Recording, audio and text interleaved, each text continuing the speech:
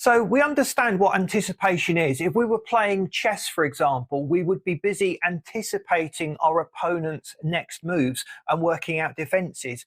But what does anticipation mean for a driver? How does this skill play into our ability as a professional driver? So this video is just going to look at that skill of anticipation. We're going to look at ways of improving our observation in order to take in more information and then being able to anticipate things that might happen. We're also going to run through some thinking strategies that we can develop as a driver that will prepare us for those unusual eventualities that one day may well play out, and we may well have had an accident had we not anticipated it and been ready. So one of the keys in anticipation is not just to predict that something might happen or to assess the possibility of that thing happening, but to be prepared to avoid that in the first place, or to be ready to take evasive action to avoid that incident. So anticipation is very much a skill of the mind, using all of our other senses and pulling all that information together so that we can act on it.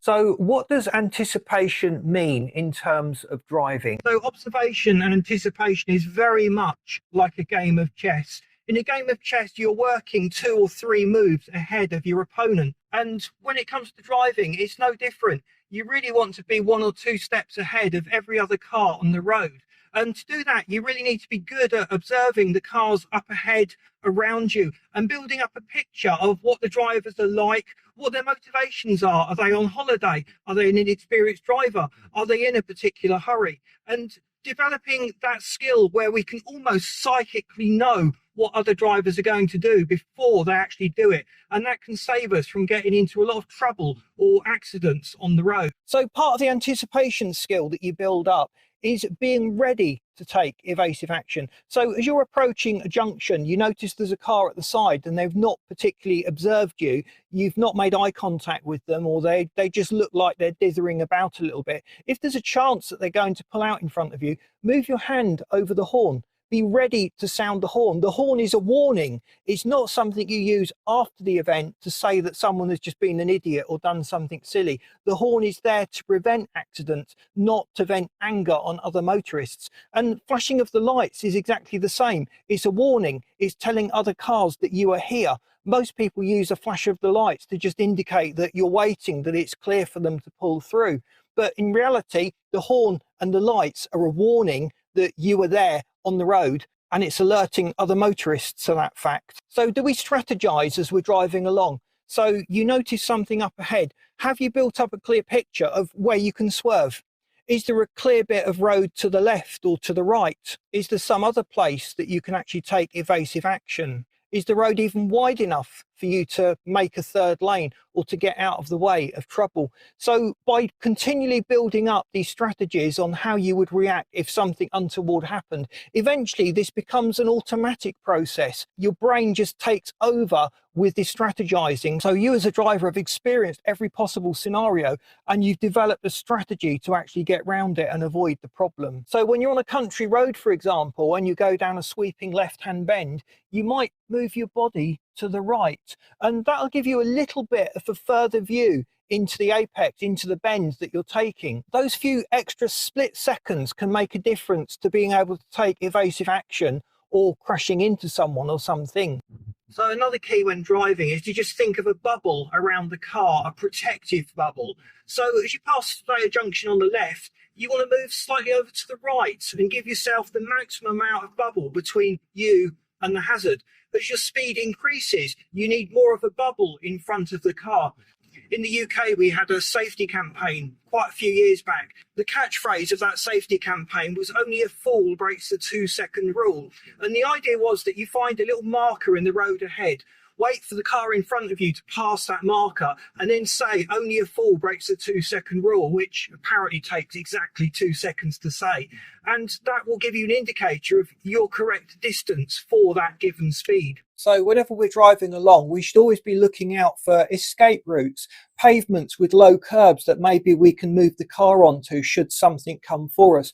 Little additional lanes off to the right or to the left may also afford an escape opportunity. So I'm also looking at the quality of the road surface. We get a lot of potholes, and that can be very problematic to drive on. Braking is severely reduced when you're braking on potholed surfaces as the ABS cuts in. Once again, I'm keeping a distant view up ahead so that I can anticipate any oncoming traffic. I'm looking for little gaps in the hedges that may afford a view of the road that I won't get at other times. I've just spotted a cyclist up ahead of me, so I'm not going to go round him because this is a sharp bend, so I need to slow right up, move out to the outside part of my lane so that I'm in a position to overtake him safely. If he were to fall off, he has plenty of space to fall into. So as soon as I'm round the bend and I can see that the road is clear ahead, I'll pop over into the other lane, move round him and move swiftly back onto my side of the road.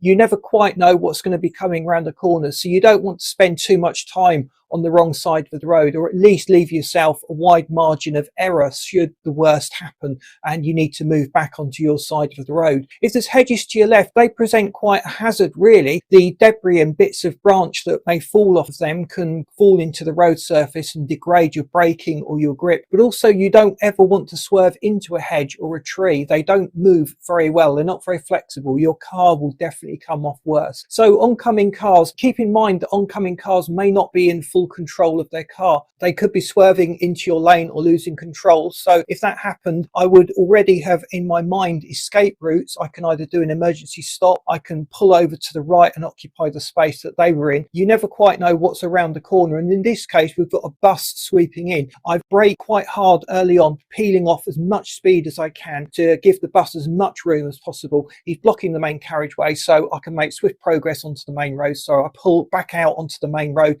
and I can carry on. So very much when driving in towns or in urban areas, you need to think about those escape routes. What could happen? What is the worst case scenario? And already have in your mind some kind of defense, some place to go, some course of action you can take, moving your foot over the brake pedal so you are ready to get the car under braking momentum.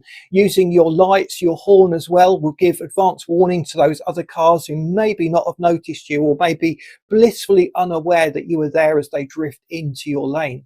So now we've discussed country driving, let's think about the unique problems and situations we get into in urban driving, driving in towns in heavy traffic. When you anticipate the traffic flow, you can actually help to keep that traffic flow moving swiftly and freely through the towns and avoid many of the jams, delays and holdups that we get.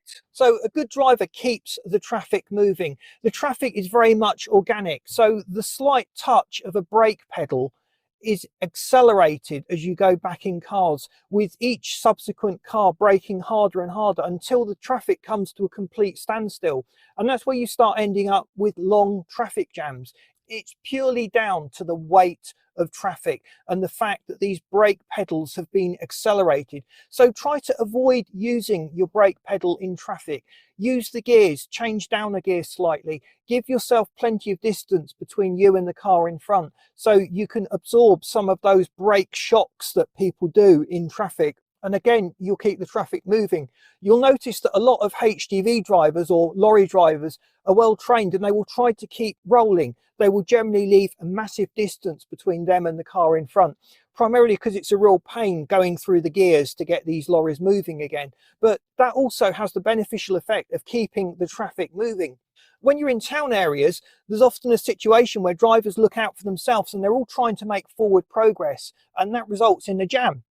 By looking ahead and anticipating, it may be the case that by holding back, you can allow someone through and free up the piece of road that you want to occupy, and you'll be keeping the flow of traffic going. And sometimes even rolling backwards will allow that opportunity for someone to get through and for you to free up the flow of traffic. So don't think of yourself as just you in your car. Think of yourself as an organic block of traffic. As an advanced driver, you are keeping that traffic flow moving. So I hope that's been useful to you. Please boot that like button. We've got more on driving coming soon. So if you haven't subscribed to the channel, please do so. We'd love you to stay tuned to all the tips that we've got coming out. And I've lined this video up for you that you should find really interesting. Thanks for watching. I'll see you in this next video.